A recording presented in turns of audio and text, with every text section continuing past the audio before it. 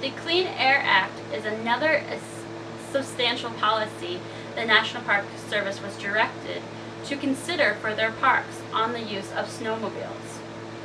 The Environmental Protection Agency, the EPA, had been looking at snowmobile emissions since the 1970s, and in 1994 it concluded that off-road vehicles were a major contributor to carbon monoxide and ozone depletion.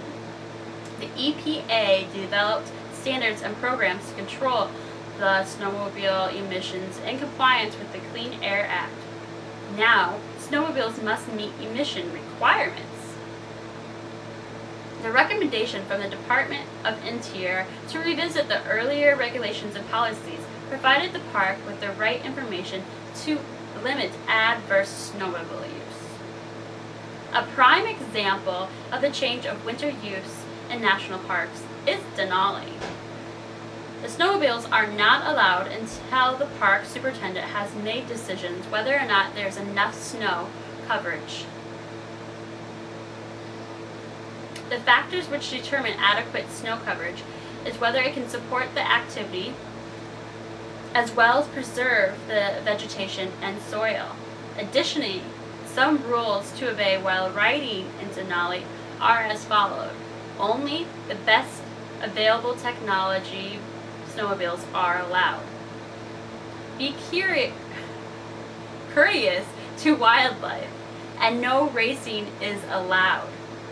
As for Voyager, snowmobiling is allowed, but in designated areas which are marked and groomed for the snowmobile use, while other areas are closed to protect valued resources. In Grand Teton National Park, there are several restrictions and regulations for the use of snowmobiles. The grooming and motorized snow travel of the Continental Snowmobile Trail has been discontinued. The park also has limited the use per day in the national park for snowmobile trails. The regulation and policies are developed and enforced to protect public lands, ensure air quality, provide enjoyment for the visitors, protect resources, and minimize wildlife encounters. Yellowstone was not subject to the new snowmobile enforcement because the park was involved in a continuing winter use planning process at the time. Yellowstone National Park winter use and environmental impact statement has now been released, and the park is not limiting daily snowmobile use. Further regulations are needed to bring Yellowstone National Park closer to this ideal. Meanwhile, snowmobile use still continues. Snowmobile emissions impact air quality for the park. Health issues of the snowmobile riders and the park rangers are a concern, as they are exposed to snowmobile exhaust for considerable lengths of time. Some of the machines require lubricating oil to be mixed with the fuel. As a result, the oil becomes part of the exhaust, which creates the visible haze that exits the tailpipe.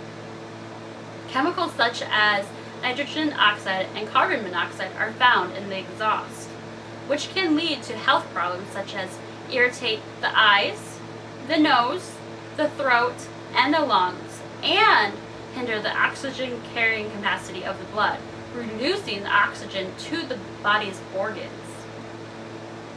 According to the EPA in 2009, nitrogen oxide in the environment affects air quality, contributes to acid rain and global warming. Another compound in nitrogen oxide has become the largest ozone depleting substance produced through human activity. The ozone layer protects plants, wildlife, and humans from excess ultraviolet light from the sun. The thinning of the ozone layer can destroy wildlife, crops, and harm human health when other ultraviolet lights enter the Earth's surfaces. Noise pollution generated by the snowmobile has been recorded in excess of 100 decibels, according to the National Park Service study. This is louder than a train whistle. Levels at 90 decibels or more that are sustained may result in hearing loss. The study revealed average standard noise levels experienced by snowmobile riders for several hours approached unsafe levels. Maximum noise levels are clearly unsafe and trigger a warning for the park employees. These high levels of noise pollution is a concern. Noise pollution has been shown to impair hearing and increase blood pressure. In addition, snowmobiles have a negative effect on wildlife in Yellowstone. A study done in 2005 monitored behavior responses of bison, elk, and swans of snowmobile use in Yellowstone. Responses of the wildlife observed were minor to moderate intensity. The results are as followed. They were alarmed, interrupted, traveled away, or flight, and even defense. The animals were most frightened when close to the distance of a snowmobile or a large group of snowmobilers. The length of time snowmobiles spent near the animals and whether the humans dismounted the snowmobile and approached the wildlife also adversely affected stress levels. The interaction with snowmobiles and wildlife in the park puts unnecessary stress on animals in the national parks. Yellowstone National Park is greatly affected by snowmobile use in the park. As a national park, there is a duty to preserve and protect the future generations' enjoyment.